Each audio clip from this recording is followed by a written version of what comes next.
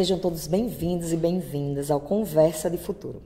Hoje a nossa conversa é sobre inovação e falando sobre IA generativa, sobre o impacto da IA generativa nas carreiras de TI. Hoje a gente está com um convidado muito especial, que é o professor Juan Apolinário. Juan, antes da gente vir para esse momento, eu faço uma pesquisa para saber quem é a pessoa na fila do pão. Só que eu fiquei extremamente intrigada, porque eu descobri que você não é só de TI. Você uniu psicologia com TI. Mate a nossa curiosidade. Como é que isso funciona, essa relação de psicologia e TI? Me diga quem é você, então, a partir disso aí. Primeiramente, queria agradecer o convite. É um prazer imenso estar conversando com você, estar aqui para a nossa audiência. E, assim, começar falando da relação de psicologia com TI é simples, porque, ao contrário do que possa parecer, tem uma relação muito íntima entre os dois. E, no meu caso em particular, eu já programava quando fazia a faculdade de TI. Existe uma linguagenzinha que cientistas sociais usam muito para estatística, que chama linguagem R. E essa linguagem serve para fazer análise de dados. E é uma linguagem de programação como qualquer outra. A gente aprende as bases como se estivesse aprendendo para programar para a web. Programar para fazer aplicativos web. Mas você usa para fazer análise de dados em ciências sociais. E aquilo ali me apaixonou. Então aí veio depois aprender Python. E depois de Python fui aprendendo como é que funcionava esse mundo de TI. E por vezes o mundo de TI se tornava um objeto para um psicólogo estudar. Por vezes usava a tecnologia para estudar psicologia como análise de dados, criação de aplicativo e por aí vai. Então, no meu caso, é tranquilo. Então, a paixão começou primeiro pela psicologia? Sim, começou pela psicologia. E foi despertada dentro da instituição de ensino para se interessar por TI? Exatamente. Começa como um objeto, um psicólogo estudando ali aquele objeto, como ferramenta também, e aí a paixão. Dizem que a gente não escolhe, né, a programação, a TI. A TI escolhe a gente, e eu acho que foi esse o meu caso. Então vamos lá. No primeiro momento, eu queria entender mais o que é essa IA generativa. A gente deu uma estudada, tentou entender um pouco do que é essa IA generativa, mas o que a gente queria saber é o que significa em termos de conceito e numa linguagem bem acessível. E a gente está vivendo uma revolução generativa. Você acredita que esse momento, século XXI, a gente está vivendo essa revolução? Olha, professora Márcia, é muito difícil a gente falar da revolução quando a gente está dentro dela, não é isso? Pois é, eu tenho uma analogia que eu gosto muito, que é de um autor chamado Duncan Watts. Ele escreve sobre redes sociais. E ele fala o seguinte, que se eu passar na frente da casa da professora Márcia e ver ela... Gosta de flores? Gosto. Pronto. Vamos supor que você esteja regando as flores para participar de um campeonato de flor mais bonita. Pode ser? Pode ser. Naquele momento que eu passei, você no futuro vai ganhar. Mas naquele momento que eu passei e vi você regando, eu posso dizer que vi a professora Márcia regando a flor que ia ser campeã naquele momento? De forma nenhuma. Não consigo. Depois que passou, eu posso olhar e dizer, eu vi ela regando a flor que iria ser campeã. A gente está nesse momento aqui dentro da revolução, que a gente está chamando de revolução de IA generativa. Ela está no meio do caminho. Então, a gente já teve algumas promessas no passado de IA que elas não foram cumpridas. Tem até uma piada de que a gente prometeu muita coisa no IA nos anos 80, 90, não cumpriu e mudou de nome, chamou de Machine Learning, aprendizado de máquina. Mas é só uma piada. Mas não se cumpriram e tinha um hype muito grande. Essa está um pouco diferente. Eu confesso que a primeira vez que eu acessei o ChatGPT, a sensação... E aí já estou falando de ChatGPT, né? IA generativa é o ChatGPT? Calma, vamos lá, vamos por partes, né? IA generativa, definindo, é uma parte de IA, IA é um mundo grande, e a gente tem outras partes, Machine Learning, Deep Learning, esses buzzwords que quem está assistindo pode ir lá buscar. IA generativa é uma partezinha da IA. Você imagina um círculo gigantesco dentro de pequenos círculos e a generativa é uma dessas. E de maneira bem acessível falando, é aquela IA que gera novos textos, ou novas imagens, ou qualquer outro tipo de produto que a gente possa gerar a partir daquele código de IA. No caso mais famoso é o ChatGPT, que ele gera texto.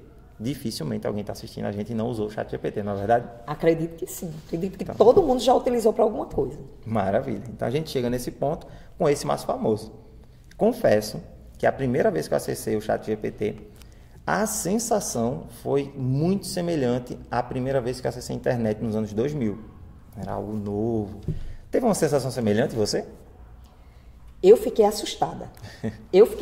Quando me falaram, né, a primeira vez que eu ouvi falar de um aplicativo que a gente dizia o que queria e ele criava, como professora, eu me assustei profundamente. E como professora de TCC, que era produção de texto, eu me assustei mais ainda.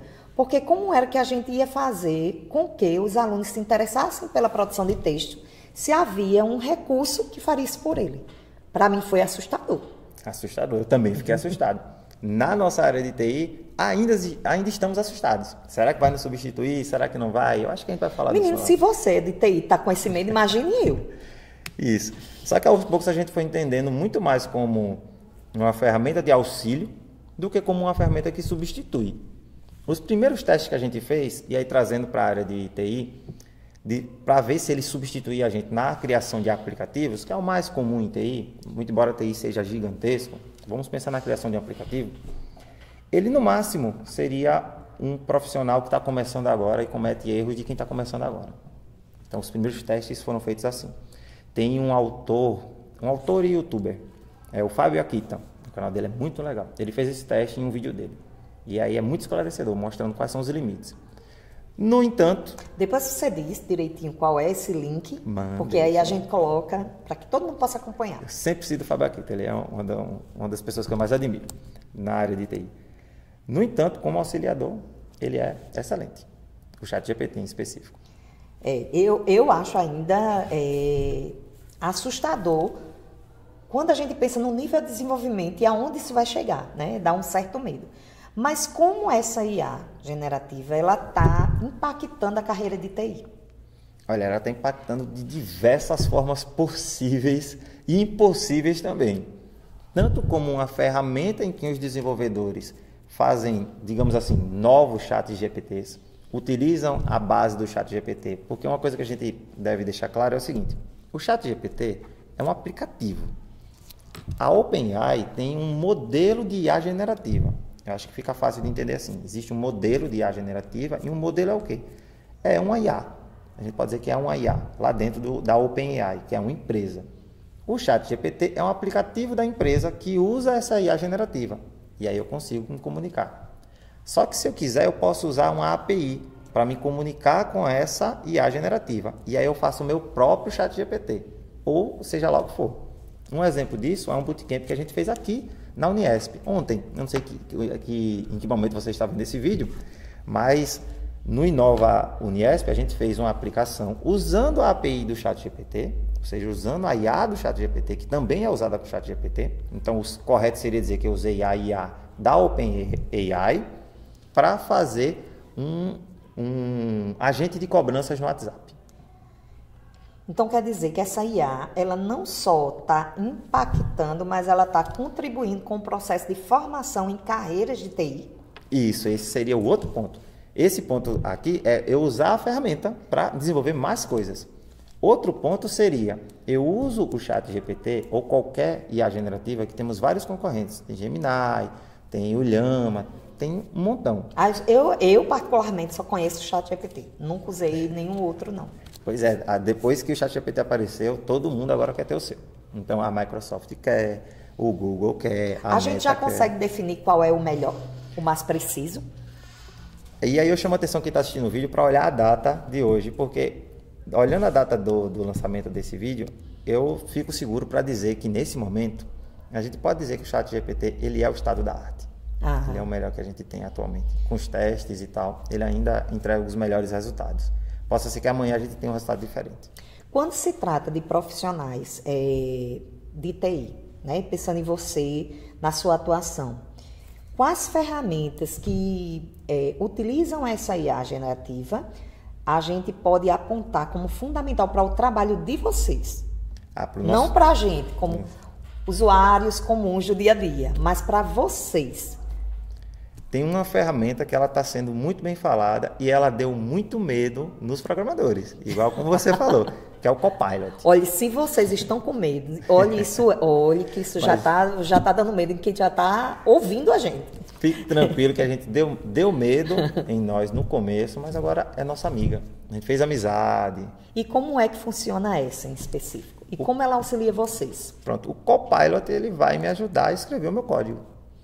Estou pensando ali em escrever meu código para fazer minha aplicação funcionar, ele está lá me ajudando. Quando dá erro, ele me ajuda a consertar o meu erro.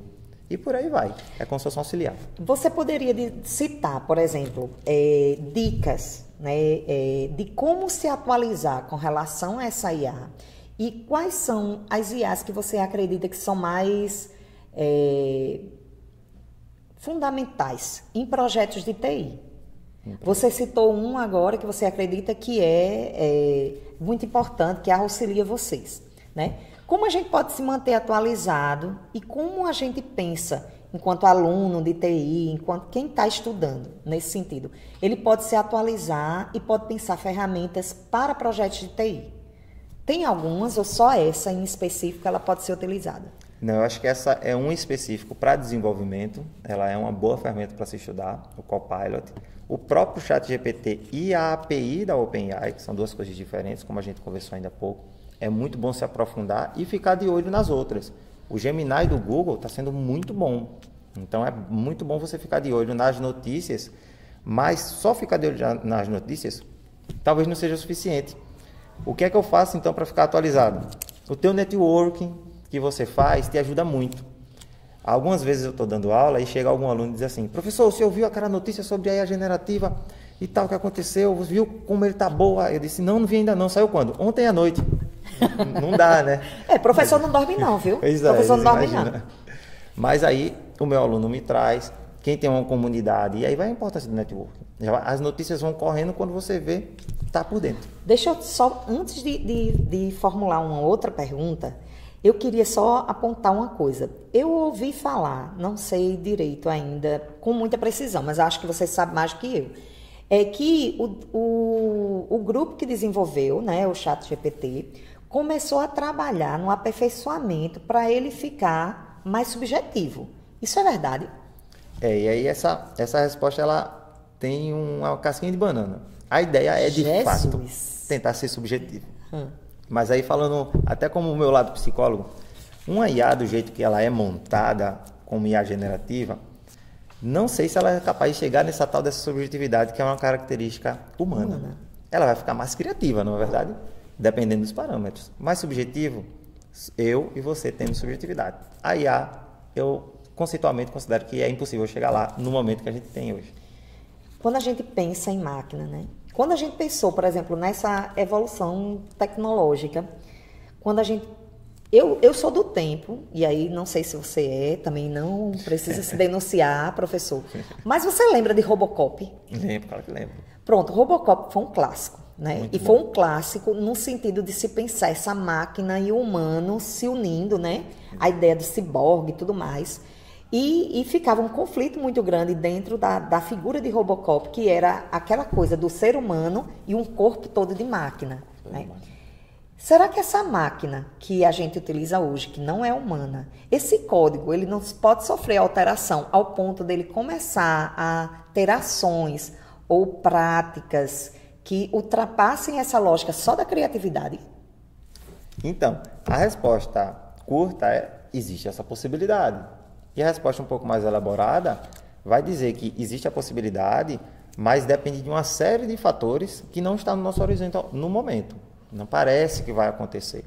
Mas também não parecia que ia ter um ChatGPT da vida. Pois é, eu já ia dizer, olhe só o que você está me dizendo, porque eu nem imaginava que ia ter um aplicativo que construísse texto. E agora a gente só dá a ideia e ele constrói tudo sem a gente estar esperando, né? Exatamente. E eu fico refletindo sobre isso quando eu me lembro da ideia de Robocop, porque a gente está progredindo, né? A gente está vendo aí, por exemplo, hoje a gente vê próteses semelhantes, máquinas que estão contemplando o corpo do humano para poder dar a ele uma funcionalidade. Então, a gente está avançando nesse sentido. E o medo que se faz é que essa máquina alcance esse ponto. Mas voltando para a ideia da IA generativa, a gente falou sobre o profissional de TI. E para o dia a dia? Para as pessoas que não estão na academia, para as pessoas que não são de TI, como essa IA vem contribuindo com a vida das pessoas no dia a dia, no cotidiano? Tem IA generativa nesse sentido? Olha, o ChatGPT, ele é muito bom, e aí os concorrentes também, Gemini e tal, para texto. Hoje em dia, no seu dia a dia, se você depende de alguma coisa de texto, de criação de texto, então já está te servindo e muito. Na hora de escrever um e-mail, a ajudinha do ChatGPT ali para consertar uma palavrinha, melhora esse texto aqui que você já escreveu a priori, ele te ajuda bastante. E eu acho que é um exemplo muito bom, porque você pode usar ele como teu auxiliar. Talvez ele nunca te substitua por isso. Você escreve a ideia, passando o sentimento que você quer passar naquele e-mail, pegando esse exemplo, tá? Você recorta. Certo.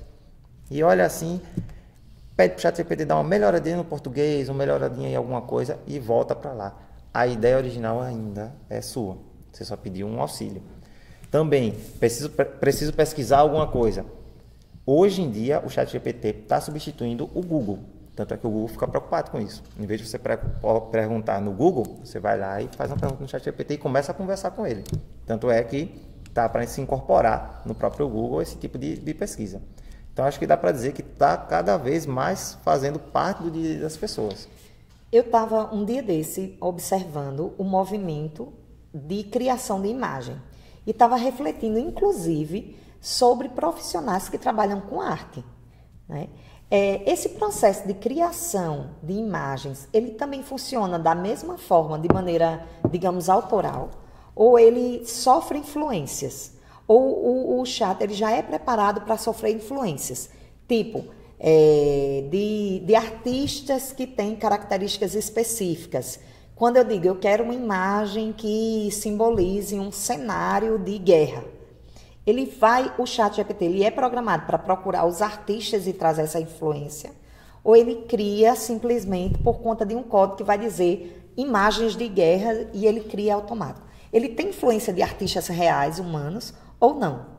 Ele tem, e aí são duas questões. Uma, ele tem, e ele sabe quais são os artistas, sabe, entre muitas aspas, né, mas tem o traço de determinado artista, ele aprendeu a fazer imagens baseadas em vários artistas diferentes, tem a catalogação de cada estilo de cada artista, o nome de cada artista, mas eticamente ele não deveria te entregar uma obra parecida como o Eliran Canton, por exemplo, que é um pintor que eu gosto muito.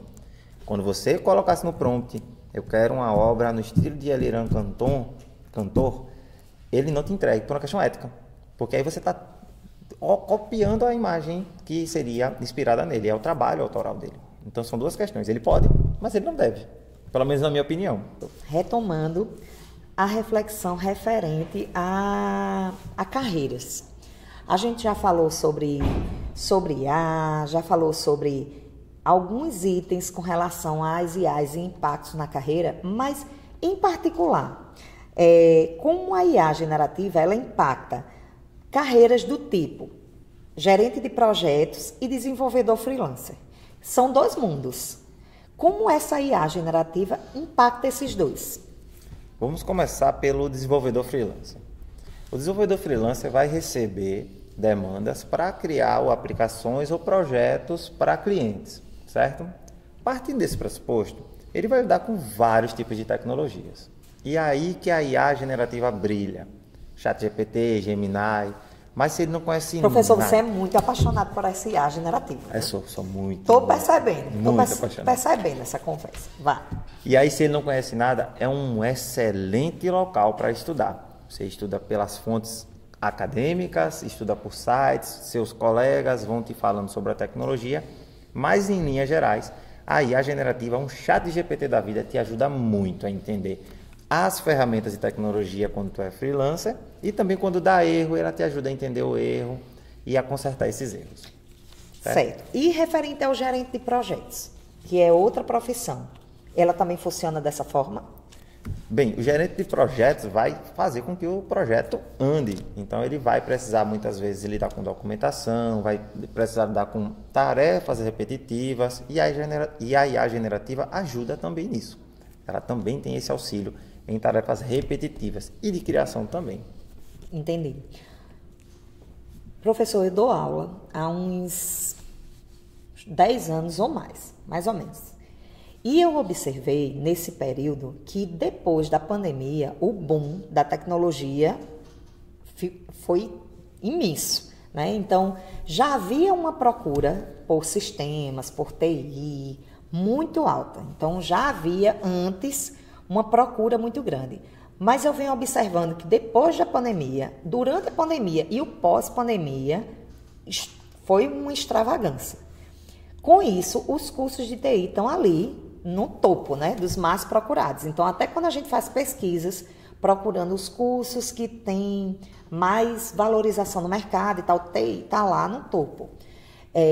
Claro que isso não quer dizer que foi a pandemia, mas a pandemia impulsionou. Por outro lado, a gente vê que muita gente, independente do que queria anteriormente, começou a procurar para fazer TI. Então, tem pessoas que não têm nem habilidade nenhuma com o computador e quer fazer TI, né? Ninguém sabe se isso é um fator de mercado, que sabe se da demanda e tudo mais, ou se é porque é o que está mais sendo procurado, então são mais oportunidades de emprego. Ou seja, o mundo de gente está procurando para fazer TI, né? E a gente sabe que não tem mais volta ao avanço da tecnologia. Então, pensando nisso, quais são as habilidades mais necessárias diante desse cenário no mercado de trabalho? O que é que o mercado de trabalho está exigindo com relação ao profissional de TI? Maravilha, a pergunta é excelente. Eu acho que o primeiro ponto é a gente esclarecer que o mercado ele vai comportar essas pessoas porque ele está em déficit de profissionais. Menina, é mesmo, o povo que está ouvindo isso vai ficar enlouquecido com essa conversa. Pois, em potência, em teoria, ele pode e ele deve comportar essas pessoas. No entanto, as empresas tendem a contratar pessoas que realmente vão fazer diferença. Ou vão acabar deixando aquela vaga aberta até achar a pessoa que vai realmente fazer uma geração de valor dentro da empresa, certo?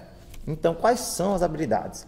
Primeiro, a habilidade técnica não precisa falar. Você precisa dominar aquela tecnologia minimamente, não precisa ser expert. Então, se está pedindo Python, Java, seja o que for, você domina aquilo ali. No estudo diário você vai dominando. Mas as empresas estão muito preocupadas com pessoas que resolvem problemas. Essa é a principal preocupação dela. Quando uma seleção vai acontecer, ele quer ver se você pode pegar aquelas tecnologias que você aprendeu, que é o básico, e transformar isso em uma solução real para melhorar a vida das pessoas. Então, esse é um dos principais pontos que você tem que atentar. Então, o aluno ele precisa não só estudar, mas ele precisa internalizar o conceito. Exatamente. Não é? Para conseguir aplicar na prática, na hora que necessita. Exatamente. Muitas vezes também, para solucionar aquele problema, ele precisa falar com várias pessoas diferentes. Então, as soft skills também são importantes. Mas essa proatividade é uma das coisas mais importantes no mercado. Entendi. Me diga uma coisa, a gente pediu dicas, pediu que você sinalizasse ferramentas e tal. Mas me diga uma coisa, o seu projeto, nos seus projetos, né? Para além de professor, você trabalha desenvolvendo projetos. Quando você desenvolve projetos, você utiliza essas IAs, você dá esse exemplo. Por exemplo, quando eu perguntei qual seria a melhor ferramenta e tal, você disse tal ferramenta.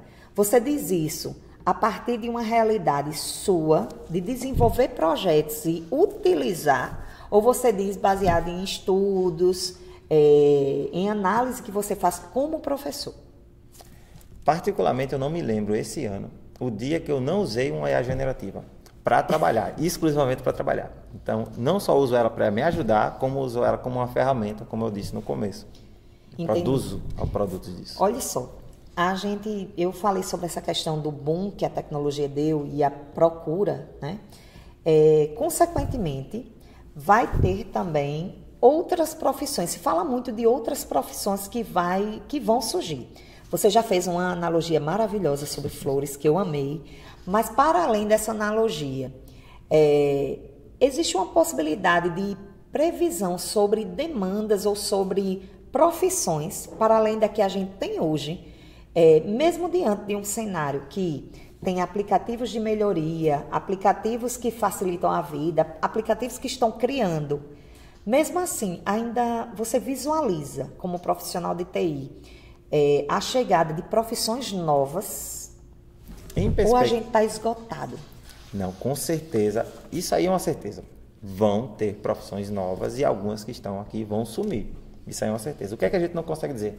Quais vão sumir e quais vão surgir.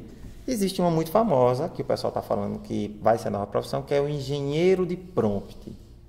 O que seria o engenheiro de prompt? Já ia perguntar.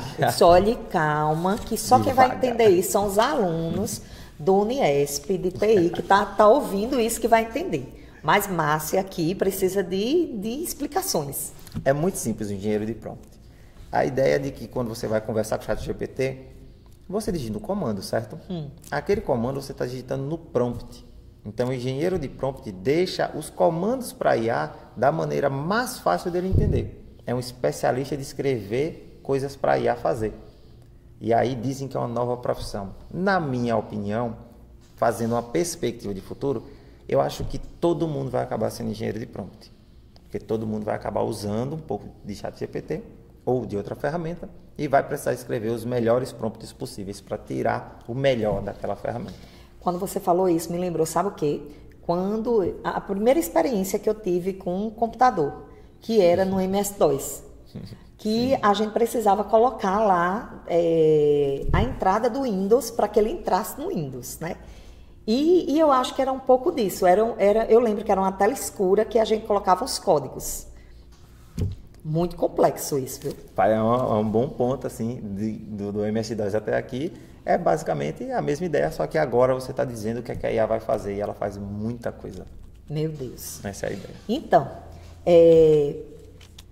focando no estudo, focando nos alunos agora, né? Então, a gente trabalhou a ideia de conceito do que é IA, trabalhou a ideia de pensar mercado de trabalho, mas vindo para o estudo, vindo para a fala dos nossos alunos, a preparação dele para o mercado de trabalho, pensando essa vivência dele no mercado de trabalho. Quando a gente foca na educação e no aprendizado contínuo, como essa IA, né, essa IA generativa, ela vem sendo trabalhada dentro das universidades, dentro dos centros universitários, para preparar esses alunos. Porque antes não se falava disso quando se falava de TI, mas agora, como você bem falou o tempo inteiro, ela é uma realidade e ela está aqui ajudando todo mundo. Os centros universitários, as universidades, o ensino superior, ela já está preparada para essa demanda e trabalhando isso com os alunos? Eu acho que é outra resposta uma das raras respostas que a gente pode dar com segurança, que é não. Ainda não aprendemos. E aí nós estamos falando com professores, né? Sim. Aí a gente pode admitir que estamos os dois aprendendo, os outros professores também estão aprendendo. Existem vários desafios. O primeiro desafio é justamente a nossa forma de avaliação, ela foi quebrada pelo ChatGPT. Você coloca uma questão aberta, ele vai lá no ChatGPT, se for pelo menos um trabalho para casa, ele vai lá e copia. Então a gente tem que estudar formas de fazer com que as nossas avaliações sejam avaliações que coloquem o aluno para pensar. Por quê? Existe um problema muito grande, agora eu vou falar dos pontos negativos, de aprender e usar a IA generativa para fazer os projetos em TI, por exemplo. Porque se você pede todo o código para ele, ele vai fornecer, em grande parte, você não está aprendendo nada. Mas se você pede ajuda no seu código que você fez com o seu conhecimento, aí você está aprendendo e você está avançando. Então isso tem que ficar muito claro para o aluno, que ele não só pode como ele deve, mas deve usar de uma maneira correta. Porque pode até resolver hoje, mas se der um problema diferente amanhã, talvez o ChatGPT não resolva ou qualquer outra ferramenta. E cadê o teu conhecimento para resolver aquele problema que, em tese, você é considerado que tem aquele conhecimento? Tem que ser exercitado. Então, pensando a partir disso aí, você é professor, acredito que há vários anos, né? Já está no mercado de trabalho, trabalhando com TI no mercado e trabalhando com TI no ensino superior. Quando a gente pensa no ensino superior, você pode sinalizar no Brasil currículos que já trabalhem com TI numa perspectiva de habilidades e competências, ou o currículo de TI ele ainda continua conservador? Olha, eu vi uma evolução grande nos currículos de TI no Brasil. A gente, quando olhava para trás, via algumas coisas totalmente deslocadas do mercado e de aplicabilidade. E houve um trabalho de melhoria. Se você perguntar se já está ideal 100%, eu diria que estamos caminhando, né? Um bom exemplo de um bom currículo é a própria Uniesp. Dá orgulho de dar aula na Uniesp justamente porque o currículo é muito bem estruturado. Tem coisas para melhorar? Talvez, mas em comparação com o que a gente tinha antigamente, é um paraíso, vamos dizer assim. A gente pode considerar que aqui, na nossa realidade, o currículo, ele é um currículo que pensa o acadêmico e o mercado, ele pensa no sentido do preparo intelectual com relação à ciência e ele pensa também em colocar essa pessoa no mercado, ele tem as duas possibilidades. O grande trunfo dos currículos, e aqui na Uniesp é um exemplo, é justamente você pensar os dois tão entrelaçados que você não consegue nem separar eles. Tudo que é feito é entrelaçando os dois, como se fosse uma relação dialética. Você pensa em mercado e teoria. Não existiria teoria, não ensino nada de teoria que não seja aplicado no mercado. E não trago nada do mercado que não seja baseado na teoria. Então, a gente pode afirmar que o currículo que a gente tem é um currículo por competências, que ele já trabalha na perspectiva de preparar você, em termos de ciência e de prática, para o mercado de trabalho. Sim, com certeza. E que desperte no aluno. Nem todo aluno que entra aqui é um aluno que está preocupado com ciência. E eu acho que nem em todo lugar, né? Porque são muitos jovens. Hoje em dia, a BNCC, né, que é a Base Nacional Comum Curricular, ela trabalha numa perspectiva que os alunos saem muito cedo do ensino médio, né? Uhum. Então, ele sai muito cedo, faz uma escolha que é uma escolha para a vida e é uma escolha muito séria. Então, tem pessoas com 16 anos aqui. A gente tem alunos de 16 anos entrando aqui no Uniesp. E nem sempre esses alunos eles têm noção do que significa sistemas, o que significa ciência da computação enquanto ciência. Ele pensa no mercado de trabalho e ser desenvolvedor, a não ser aquela figura que é o que a gente chama de nerd, né? Aquela pessoa que toda a vida viveu nesse universo. Então, você considera, pela sua fala, que aqui a gente prepara esse aluno, acolhe esse aluno e dialoga com os dois. Mas voltando para você foi um aluno que sempre se interessou por ciência. Como foi seu ensino médio para chegar na universidade? Eu acho que eu não perguntei isso no início. Tá bem. Como foi esse caminho? Tá. Eu vou contar uma historinha um pouco rápida, tá? Para contextualizar. Certo. Mas veja bem, eu sou do interior de Pernambuco. Ah, eu também sou do interior. Ah, é do interior também? De que cidade? Eu sou de Rio Tinto. Legal, então vai me entender muito bem. No interior a gente não tem muita ideia de que estudar vai te levar a ter um futuro, ou a única oportunidade de futuro que você possa ter seja estudar. Uma coisa ou outra, são dois extremos gigantescos. Ou você estuda, ou você não tem perspectiva. Isso, exatamente. Essa é a minha realidade. Você fica sem perspectiva e procura o primeiro emprego que você tiver lá no interior. Verdade. São duas opções. Mas tinha um santo grau, que é o tal do concurso público, não tem? Isso. Não, é o sonho de qualquer pessoa que está no interior, que não tem expectativa e estuda para ter um concurso público, para ter estabilidade. Exatamente. Então, eu acabei optando no começo da minha juventude a não estudar. Eu não queria estudar. E larguei a escola, não gostava de estudar. Quase infartou o pai e a mãe. Quase infartei. E pensei em fazer um concurso público e procurei um cargo que seja o mais fácil de passar, já que eu estava largando a escola, o ensino médio, né? E esse cargo, que eu achei que era o mais fácil de passar, era o cargo de coveiro. E aí fiz esse concurso para ser coveiro e acabou que passei. Eu não acredito não que tu trabalhou no cemitério de Timbaúba, é? É. No cemitério de Timbaúba, não. A história é a seguinte, quando eu passei, isso me despertou. Disse, se eu consigo passar nesse concurso, acho que eu vou terminar o meu ensino médio e vou fazer um vestibular. E os concursos demoram para chamar. Mas só para saber, você chegou a trabalhar mesmo num cemitério? Eu cheguei a assumir oficialmente. Eu era para trabalhar, mas não cheguei a trabalhar fisicamente porque consegui passar nesse vestibular. Ah, meu Deus. Vá, retome então a história do vestibular. Sou quase coveiro.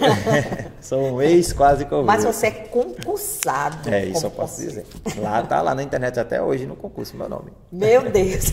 Vou procurar meu nome, é uma das primeiras coisas que aparece. Não sei como você não acabou não achando. E aí o que aconteceu? Isso fez com que eu chegasse no vestibular e fizesse o vestibular e começasse a fazer a faculdade com sangue nos olhos. Eu queria muito fazer aquilo valer a pena. Sair do interior e conseguir passar no vestibular, que antigamente era um pouco mais difícil de conseguir passar. E os professores fizeram o seguinte, no primeiro dia de aula, eles chegaram e queriam recrutar para fazer iniciação científica. É uma coisa muito valiosa mesmo. E naquele dia eu descobri que eu queria ser um cientista. E hoje eu sou um cientista de dados. De lá foi mestrado, doutorado e tudo mais, mas eu aprendi que ciência serve para resolver problemas e gerar valor para as pessoas nesse caminho. Tanto no mestrado como no doutorado, sempre soluções voltadas para isso. E eu preciso sempre de uma teoria. E eu posso dar um exemplo para encerrar essa fala, que é o seguinte: existem duas coisas em TI que a gente não dá muito valor quando estuda. Que é a estrutura de dados e lógica de programação, a gente passa acima. Aqui a gente consegue, na Uniesp, fazer com que isso seja totalmente ligado às soluções de mercado. Vai evitar que chegue lá o profissional depois de formado e não saiba fazer uma análise de um código para saber se ele está com muito consumo computacional ou não. Então, essas duas coisas têm que andar junto, ciência e tecnologia. Ok, professor. Estou surpresa com a história do coveiro. Estou surpresa. Então, professor, no último bloco dessa nossa conversa, a gente criou um termo que é insight. O que significa isso? O que significa esse bloco? É um bloco bem tranquilo, que eu vou lhe dizer palavras, e você vai pegar essas palavras e utilizar ela para dar conselhos, certo? Dicas para os alunos, para quem está nos assistindo, para quem tem interesse em TI, quem quer aprender mais. Então, eu vou falar uma palavra e você responde com o que vier à sua mente nesse sentido, voltando a dar exemplos, né? Exemplos, conselhos, orientações para quem está nos ouvindo. Pode ser? Tá tranquilo? Perfeito. Então, Vai vamos ser lá. uma pressão grande, mas a gente trabalha com pressão. Não, fique tranquilo, eu não boto pressão em ninguém, não. Então, vamos lá. Tendências. Tendências.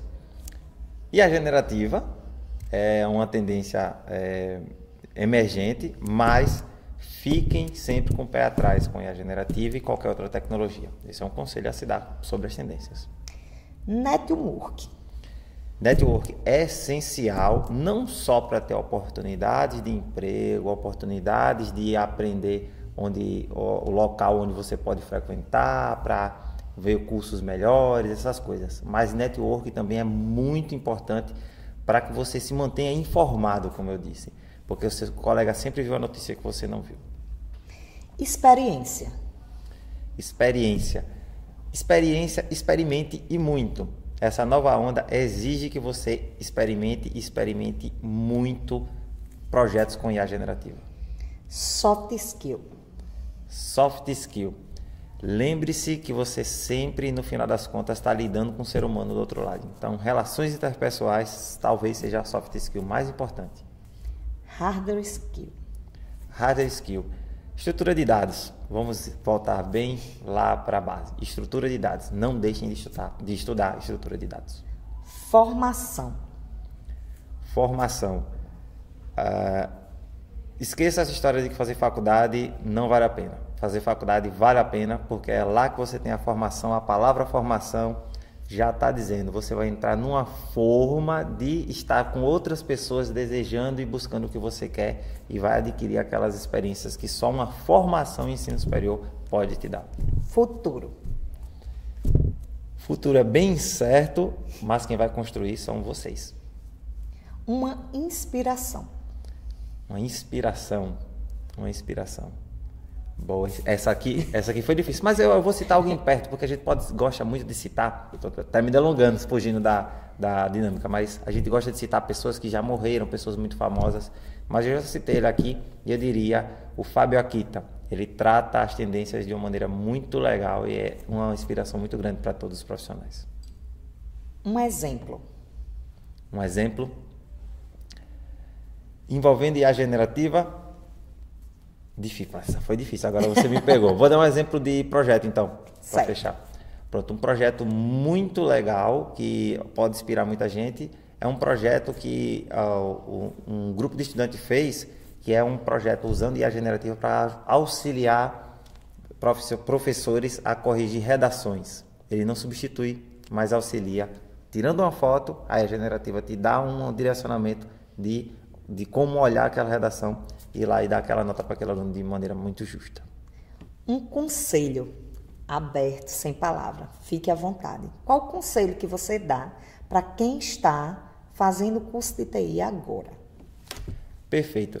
Eu acho que já falamos muito de parte técnica, soft skill voltado Mas lembrem-se do seguinte, vou parafrasear o Jung, que domine todas as técnicas, domine todas as teorias, domine todas as tecnologias, mas não se esqueça que o seu trabalho, no final das contas, vai ser voltado para o ser humano. Então, nunca esqueça que ao construir uma ferramenta, seja apenas um ser humano construindo uma ferramenta que outro ser humano vai usar.